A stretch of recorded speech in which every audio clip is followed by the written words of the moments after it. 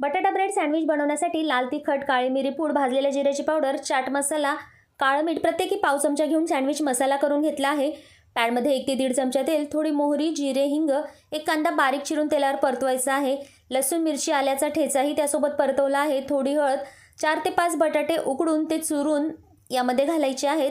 चवीनुसार मीठ घालून 2 ते 3 मिनिटं आता बटाटा तेलावर परतवून घ्यायचा आहे. भरपूर कोथिंबीर घालून बटाट्याची चटणी तयार आहे.